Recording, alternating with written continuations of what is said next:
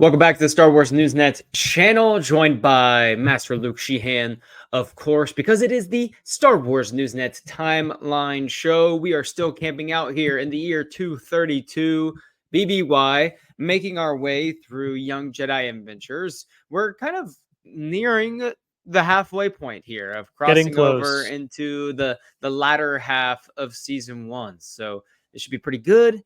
I'm excited. Luke, are you ready to delve into more of the year 232 with our favorite younglings? There is so much to dissect just in this 1 year. And so, yeah, I am ready to dive into this. Let's get in it. How many projects are there in the year 232 BBY? Because we have Young Jedi Adventures, the comic run. There are 3 novels. There's at least Light of the Jedi. You have the 3 novels that take place around the same time. And then I think some of the others still take place in 232 until we move into 233. So we're going to be in this year for a little bit, as we are with a lot of the High Republic publications before we get to bounce around some more of the timeline. But we're going to be fully fledged in everything High Republic lore by the time we get out of High Republic storytelling here for the timeline show. But let's get into it. Our first episode, we're on episode 20 of the timeline show, and episodes 9 and 10 today of Young Jedi Adventures. We will start with episode 9, titled The Princess and the Jedi. Our synopsis here is that Kylus and Nubs are helping their friend Nash Durango escort a princess back to her home planet. Nash enlists the help of her friends because she's worried that Princess Inaya will be an arrogant, stuck-up rich person that she has dealt with before.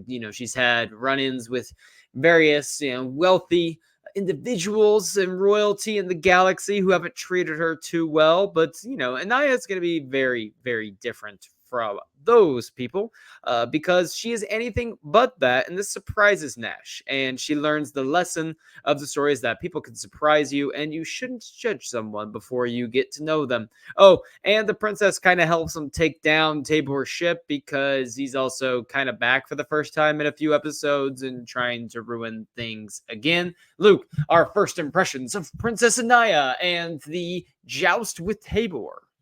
That sounded like your Admiral Yularen impression there. No.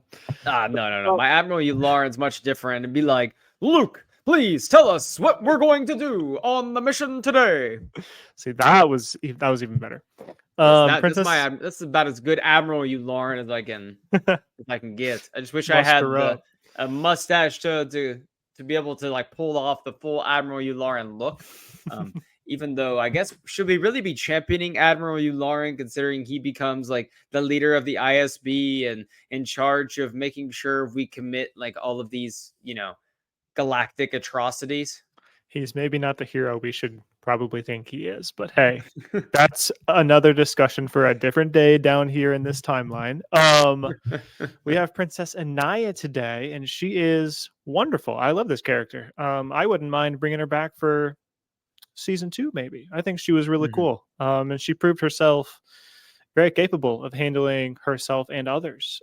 So I liked her. She was a good addition. And she fit well. She actually just grooved well with our main cast. So I was a fan. It was nice because you got to see, the side of royalty that maybe not everyone, gets to see, because she talks about how she doesn't really get to do anything. So she's having a blast here. Being able to go on a mission. Let's get to the footnotes today. My little notes here. The first one was Nash is freaking out about the state of her ship because they have to pick up a princess. So she's doing all this like cleaning, last minute cleaning. Luke, when was the last time that you did some last minute cleaning before, some important guests arrived?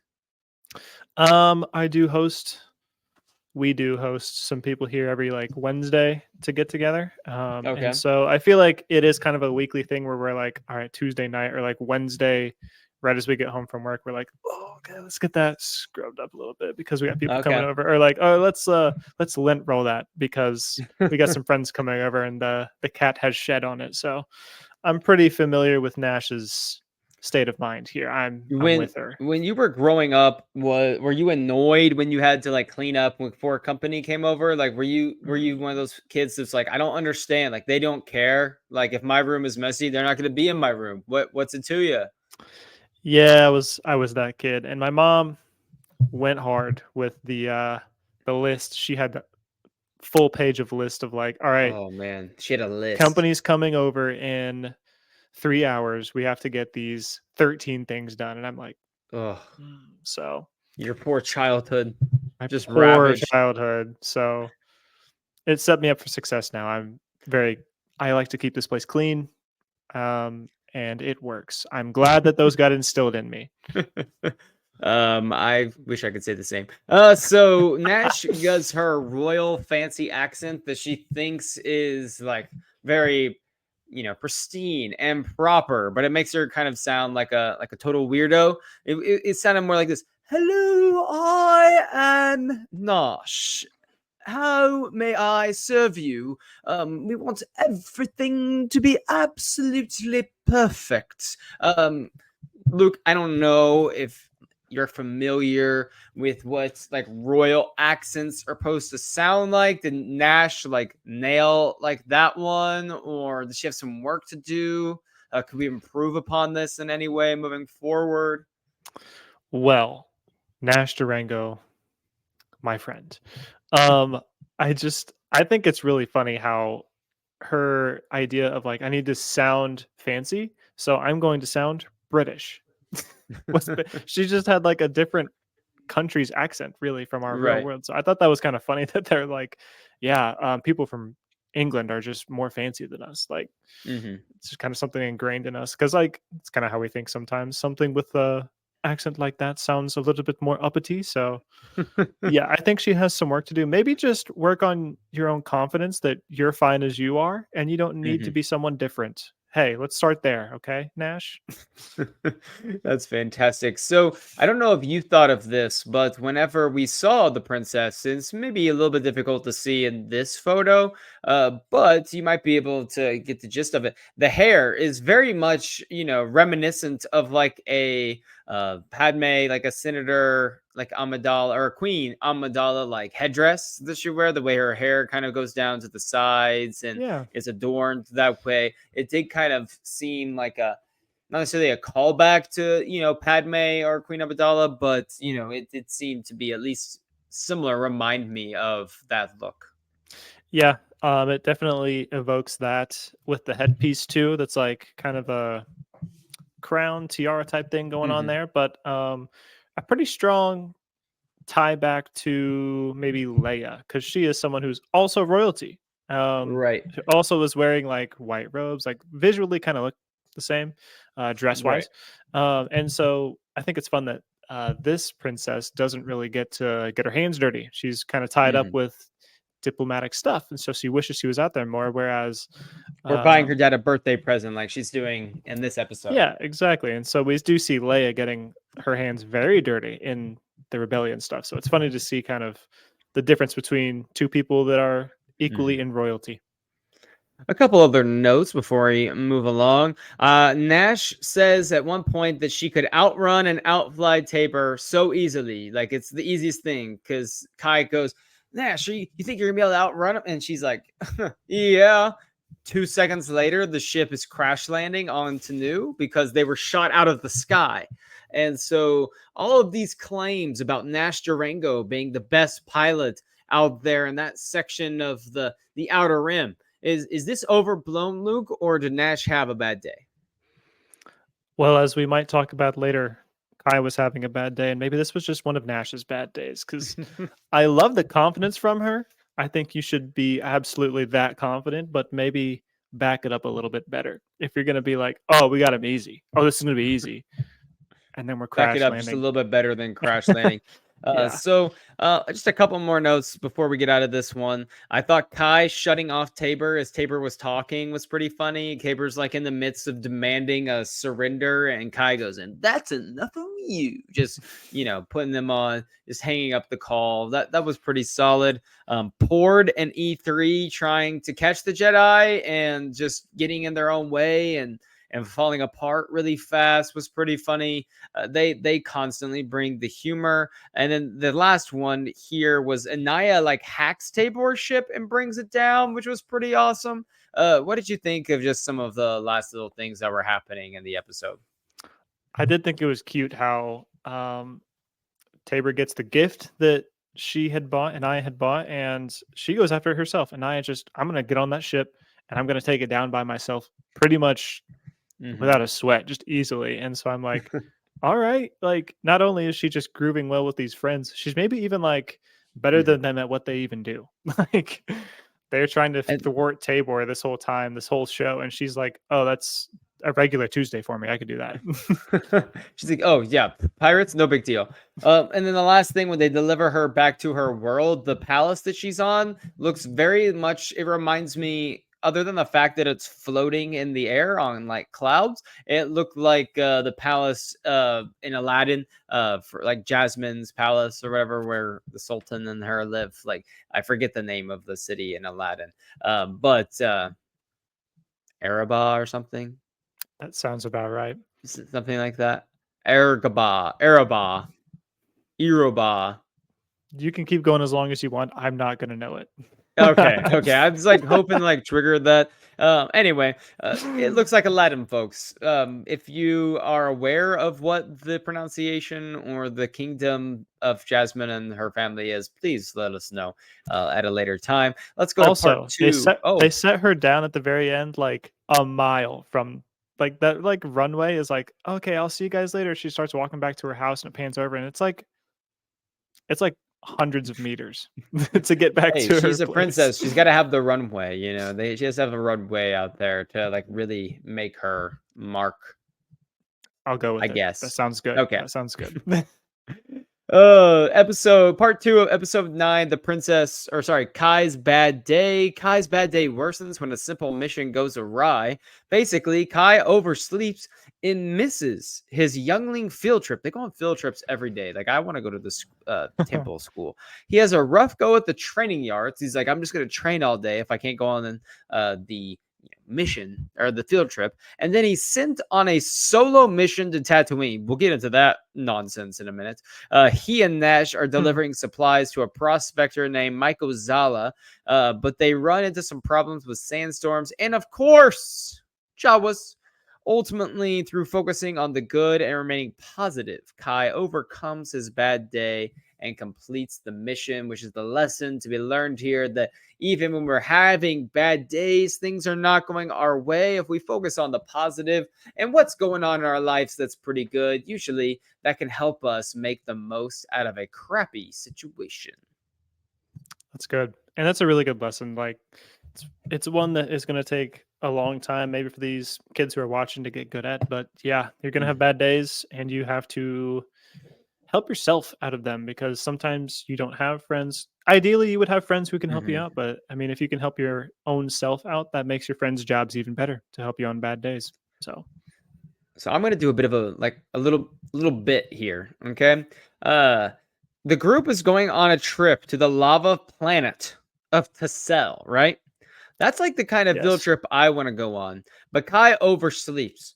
How do you oversleep when you're on, you are supposed to go to a field trip to a lava planet that you've never been on before, okay? I can only think of three like kind of reasons here that this is allowed to happen. One, uh these children are so spoiled and we have babied them here at the Jedi Temple of Tanu that they go on an amazing field trip every single day, basically. That's missing one mission. Oh, I overslept. I'll just catch us next time we go to Mustafa real quick or something like that. Okay, that's number one.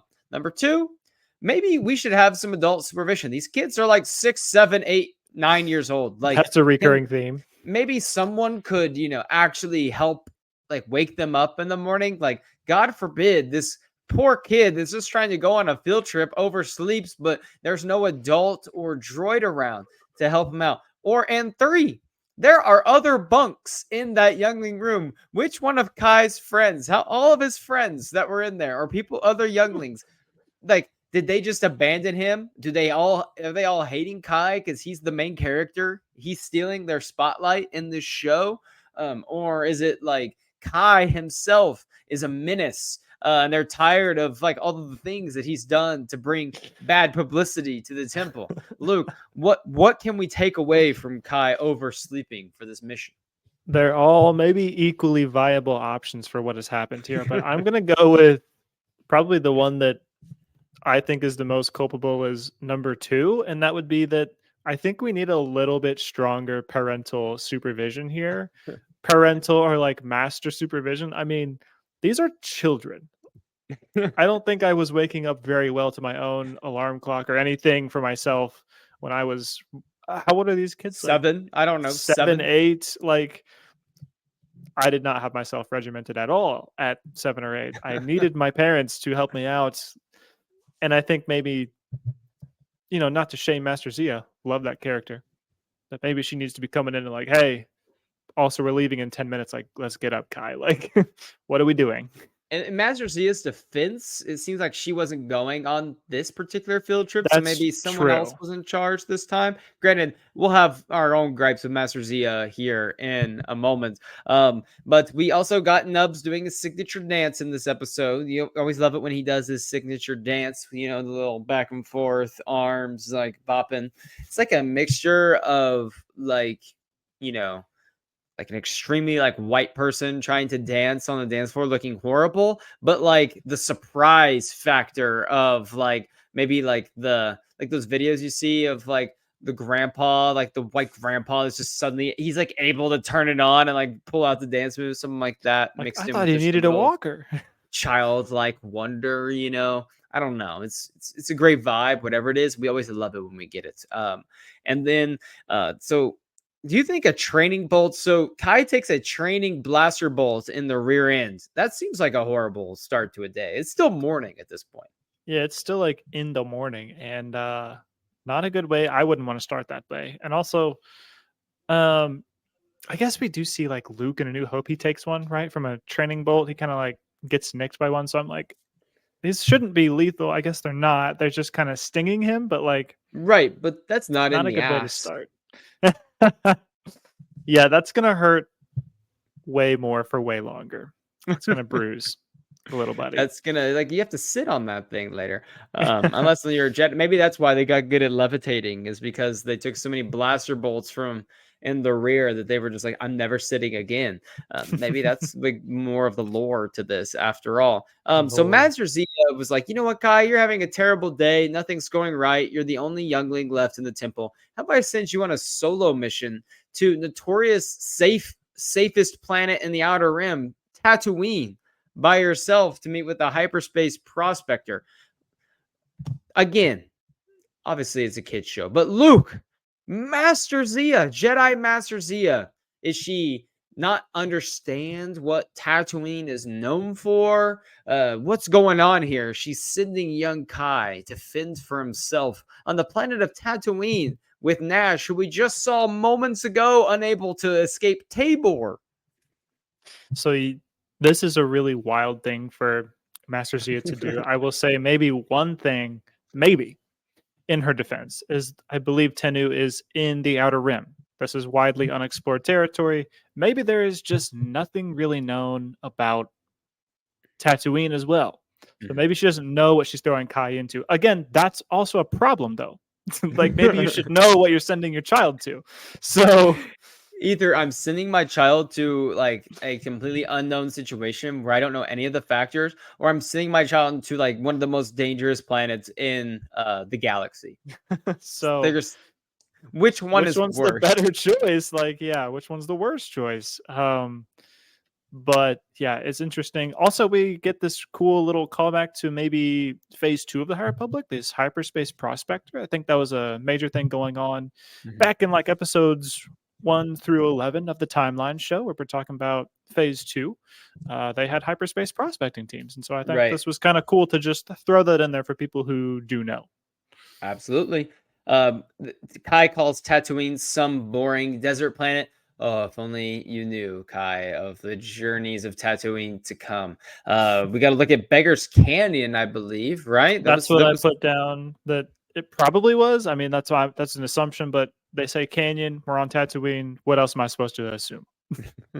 Can we talk about Nash saying, "Oh no, a sandstorm. These are really, really dangerous." And I'm like, sandstorms can be very, very dangerous. Dangerous. Like, you'll never get to the outskirts in time. Come on, come to my place. That's like I'm thinking, oh my goodness, Storm's here we coming, go. Annie. Better get home quick.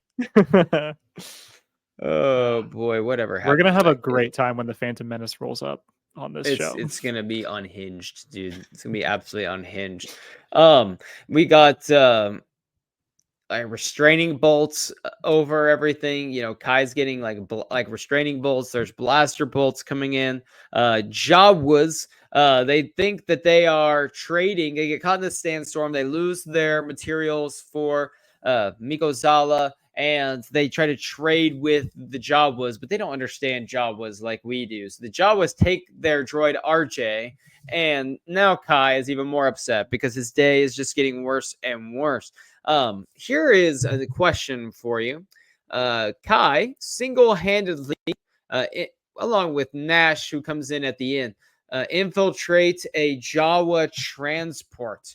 Do you think that fans should be watching The Mandalorian season 1, episode 2 a little bit differently now, knowing that Mando himself couldn't even board a Jawa transport, but a Jedi youngling could do the job, in just the nick of time? Maybe there is something to be spoken to about a Jedi versus someone who just doesn't have the Force. I mean, maybe this is something that was maybe intentional, maybe not. Probably not, but I thought it's funny that this child is like, "I've got the Force. I'm gonna flip up there. I'm gonna use my lightsaber and just kind of." Wizard flip, Kai. Yeah, Says that Nash. was fun, and that's another connection between the the Mandalorian because he gets his in one starfighter and he's like wizard. Another connection here. So it's funny Another how connection. the gritty, cool character of the Mandalorian fails to infiltrate this midget run Right. sandcrawler, and yet Absolutely. Kai's like, all right, I'm in. So then they, talk to the Jawas. They come to an understanding that they all know Mikozala because the Jawas literally start chanting his name, and they go find the good friend Mikozala, and he negotiates getting RJ back, and it's like a piece of junk metal, it seems, that he gives them. And then the episode ends in the best way possible with all of them saying "Utini" in like unison. And while we're aboard the Sandcrawler, one other thing here, we have a really, I thought it was a parallel. I thought it was a callback to A New Hope, and it is Nash like chasing a Jawa away, like yelling. She turns the corner, and the Jawa retreats and is actually joining up with like Oh my five gosh. other Jawas to then chase Nash back. And I was like, yeah, that's Han on the Death Star chasing a stormtrooper.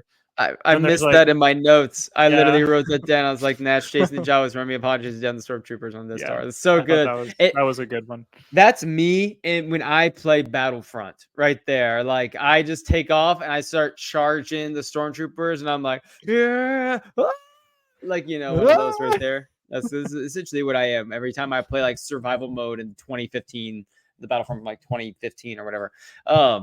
That's good. I'm glad you caught that because I forgot to mention that one. So Yeah. episode 10, part 1 is called Visitor's Day. Jedi track down artifacts stolen from a town fair.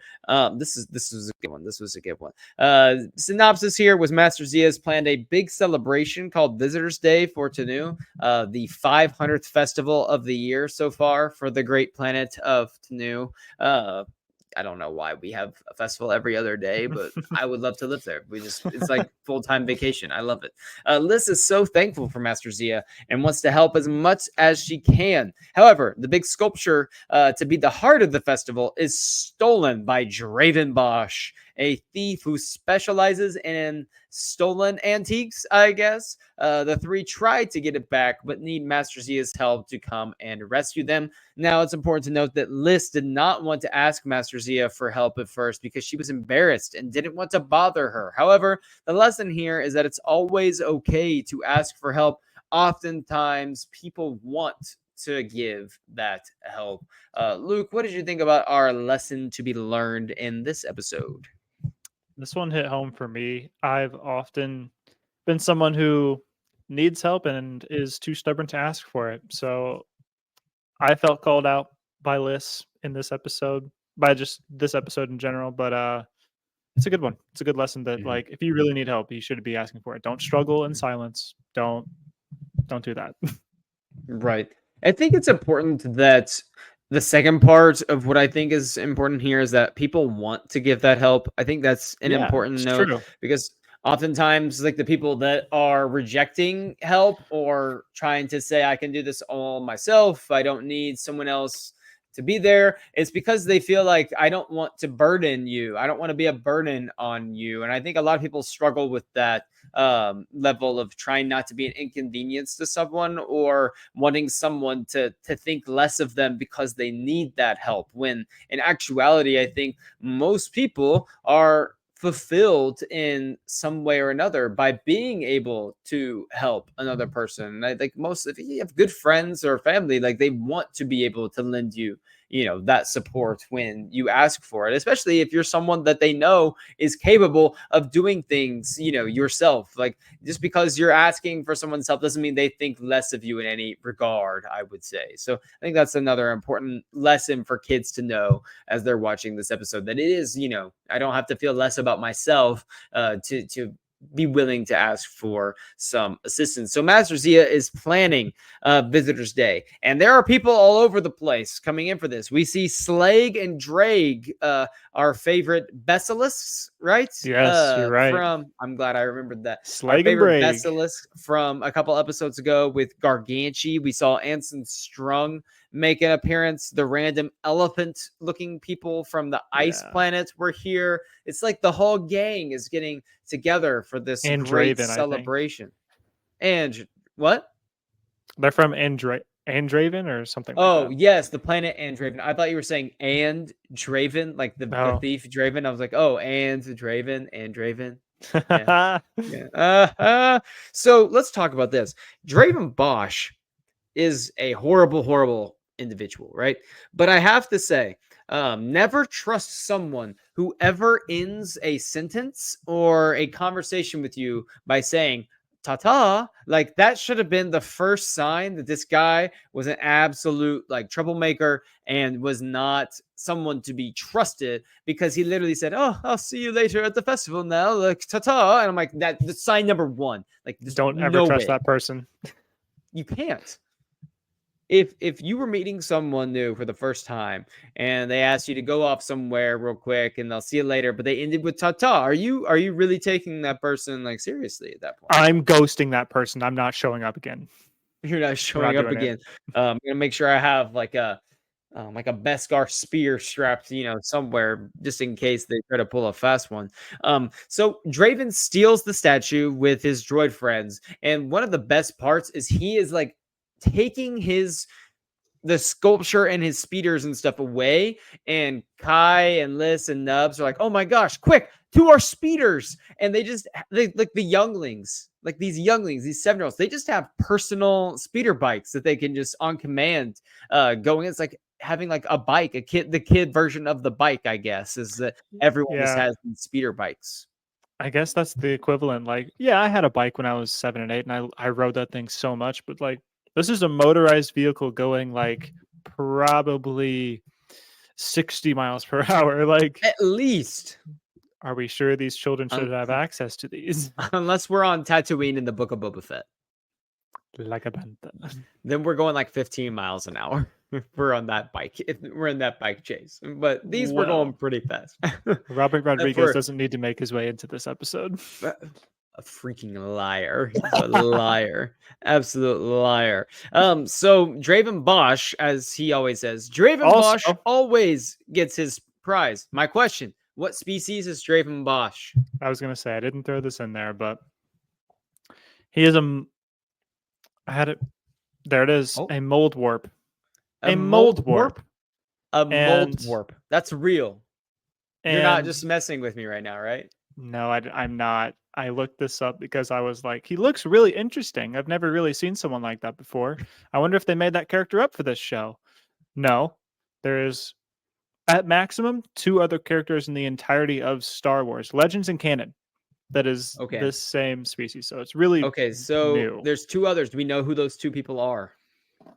Did you write Unnamed those? person in one of the movies who's an extremely hard to find background character, probably Okay. not named. And then All like the right. new game that just came out, Star Wars Hunters, which is a mobile game, and apparently there's someone there. So Okay.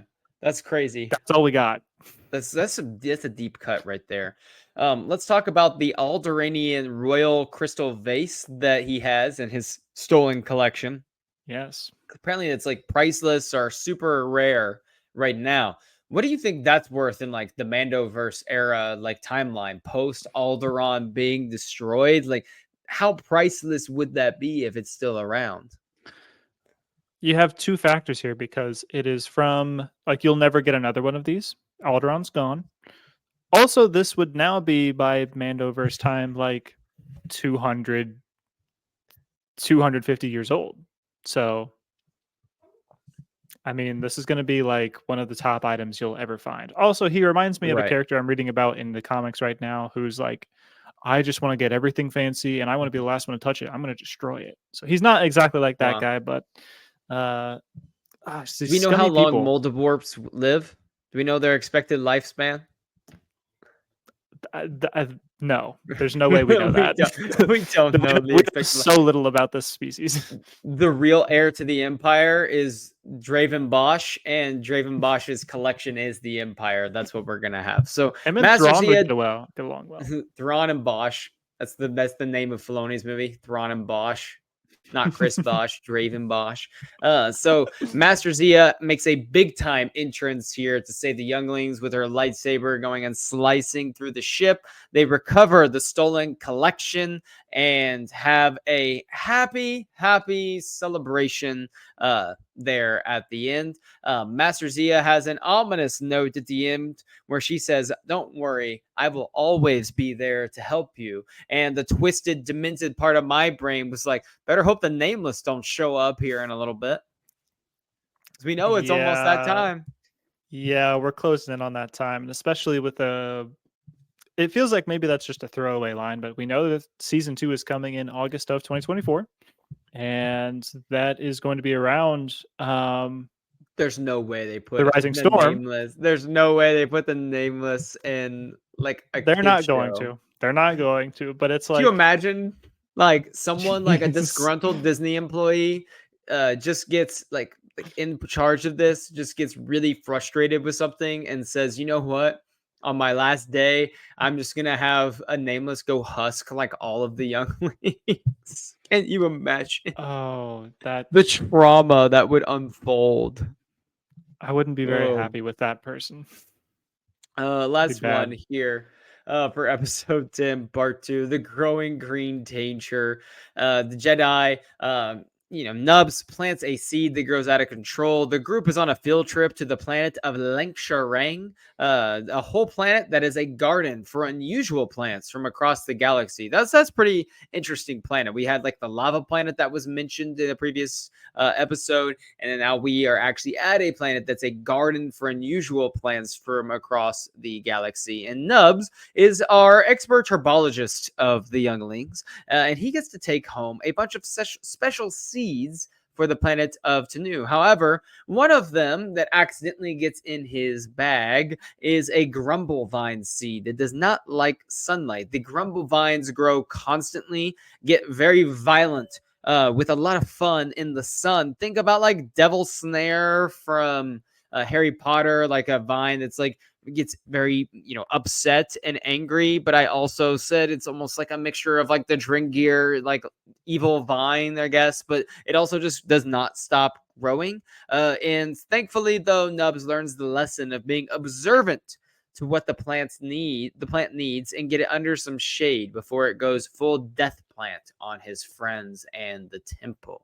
Luke, are you a plant guy? Do you enjoy this episode? I'm mildly a plant guy. I did enjoy this episode. We've got a lot of plants around here. I know my fiance is a big plant person, got a very green thumb. So I've got actually one little bamboo plant at work that I water and I Oh, keep that little guy alive at it's my little beautiful. cubicle. So You're a creator. Yeah, I that's give me. her That's a my sustainer. relations. I try to be. So Nubs grows a Vreenak bloom plant. Would you think your girlfriend, you think your fiance, sorry, your fiance would appreciate a Vreenak bloom for the garden? Oh, you know what? Those did look really pretty. I think she'd appreciate those. If I could get my We hands can on have a them. Vreenak bloom, I I'll see would what I take can do. one. Yeah, I'll see please what I do. can do. Michael Olson, hit me up. So Michael Olson, do you have a Renaga bloom that we can borrow, please? So everyone has their thing, and Nubs is great with plants. So I think that's like very interesting that someone as strong as Nubs is, like there's a Pubian, he also like loves like getting his hands and or Paws and feet, claws. Yeah. paws and claws in the dirt. It's funny how he's this brute strength force kind of character, but also like very delicately cares for very little things. So it's a really cool thing that Mhm. exists in that one character. So the Grumble Vine, like I said, gives some Devil Snare, but Dringir versus the Grumble Vine, who wins? Like I'm assuming we're saying Dringir, which I guess if we're following along the timeline show and you're just following along chronologically and you aren't aware of what the Dringir are, I was gonna think of like say, yeah. sentient dark side plants that we're going to talk about here in a little bit. That's basically what the Dringir are. So sentient dark side plant, Luke, or a Grumble Vine with plenty of sunlight. Well, as much as a menacing foe as the Grumblevine was this episode for these kids, I do think the Drengir are much scarier and Five much more Grumble Vines. deadly. How many Grumble Vines would it take to overcome a Dringir progenitor? Let's go with 5. Five? One. Let's go with 4. One from each Only side, like four. side, front, back. It's gonna take him down.